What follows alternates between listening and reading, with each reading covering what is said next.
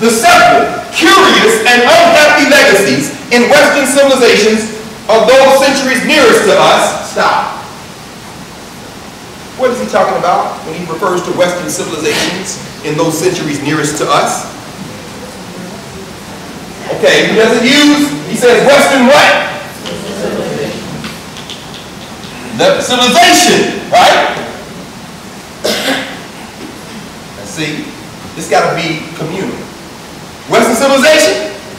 Let me say yes. Y'all not living. How many people don't have the book with them today? Right. Look at the book and tell me, is that right? It's not right. There's no S. Come on now, we got to work together. What can I do? I know, but I was right quick. I said it 3 times. You're absolutely right. There we go. What can you better? I can start writing whole words down. Because my answer wasn't like that. I should have all the letters on the board. Right. Good. See how this works? Western civilizations. What could that possibly mean? And what is the difference between Western civilizations and Western civilization? By Western civilization, you mean what? All the countries. But what else?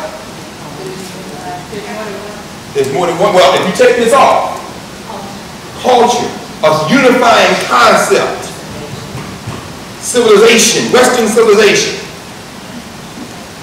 Okay? Caveman, Greece, that was on here.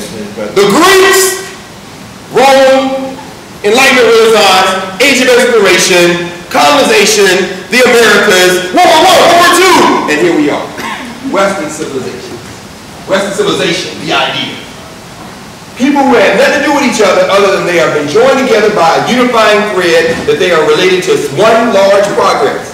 Da Vinci does not know Einstein, does not know Toni Morrison, does not know Shakespeare, does not know Sophocles, does not know Virgil, does not, it's all thrown in a big pot, stirred together by some unifying threads and called Western civilization. That's not what he's talking about. By Western civilizations now, he's referring, using this more as a description of places that can be identified as distinct. And what are some of those places from the first 3 chapters? France, England, Ireland. There's going to be a group that gets injected toward the end, toward the end of chapter 2, but then he's going to refer to them in this concluding page, Germany. But even more important, preceding all of those, there are the groups that make up what we eventually call these places. Portugal, Spain.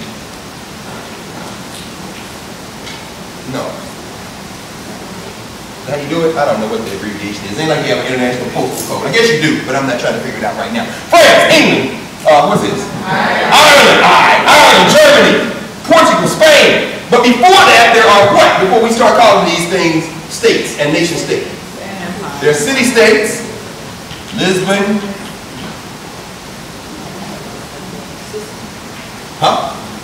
Sicily's like a country. But what are some of them in chapter 1 and 2? Cities?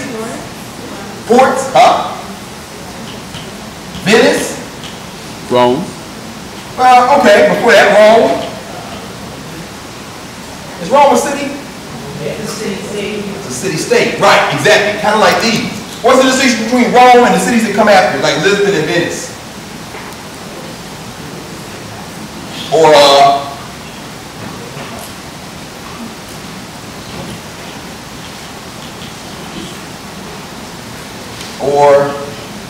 can't really call it Dublin because it may be bubbling now, but not then.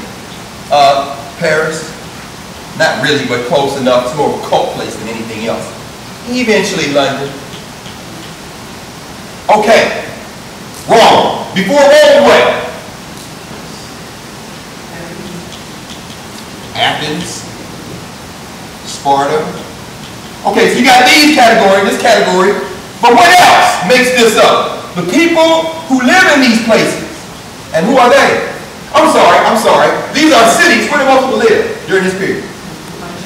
In the country. They not living in the cities. The first time more people on the planet lived in cities more than living in the country happened right about now. That's what they're saying, just now. In this era, not only this era, maybe even this year, a couple of years ago, or next year. They're saying somewhere around in here, for the first time, more than half the people on the globe will be living in what we would call now cities and or towns, as opposed to living in the country. So it's just now happening. So in this part, what else? I'm looking for an answer that has less to do with the description of the geography and more to do with the description of the culture of the people. Yes. Somebody said someone else? Who? The who? Who are the people? Not French, not English, not from Lisbon, not from Venice, not from, but they are. Huh? Proletariat. Now you get my class, sir. Proletariat, working class. I'm thinking now, no, in terms of cultural identity. Saxons, okay. These are a lot of names. Okay, let's go back very quickly. Page 65. Let's go back to chapter 1. We're talking about the names. Yes, indeed. Go back to chapter 1. Go back to page 11. Page 10. Page 10. The bold lettering. What is the phrase there? European formation. The real phrase right here. The social basis of European civilization was, quote, among those whom the Romans called, quote, the what? Barbarians. Okay. So there's Rome, and then there's the barbarians. The barbs.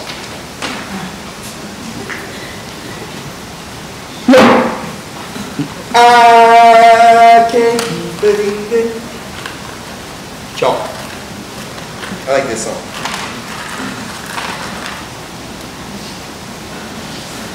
The barbs. Among them, anybody who wasn't a Roman was a barbarian. Did I take Latin? Got Latin people, right? I think, I'm not mistaken, but I could be. And I don't expect you to know off the top of your head. That's why people have laptop computers and internet access. The word barbarian, I think, is the same, has the same root as the word heathen. It comes from the Greek ethne, which means other. Other than what? Other than Roman, meaning barbarian. Romans are barbarians. Greeks, not Greeks. Christians and heathens. It's also the word root of the word ethnic. Ethnic groups, ethnic. Other than what? Other than me. Other. That's what it means. Other than Roman, the barbarians. They lunched them all together. I'm glad you shook your head, because that tells me that that's body truth. Okay. Prior to the what? 11th or 12th centuries, the use of the collective sense of the term barbarian was primarily a function of exclusion rather than a reflection of any significant consolidation among those people. Let's stop right there. Is everybody clear? When you call somebody a barbarian, that doesn't mean that they share everything or many things or most things or maybe anything in common with the other people you're calling barbarians. It simply means they are not what? They're not you. For example, you now are the blacks. You were called Negroes 340 years ago.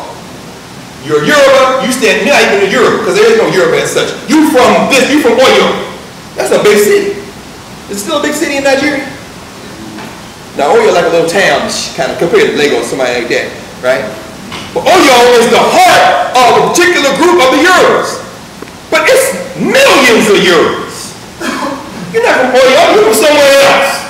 But you're on the boat with somebody who can barely understand, even though together they group y'all as Yorubas. You're like, huh? But ain't none of y'all Igbos, that's clear.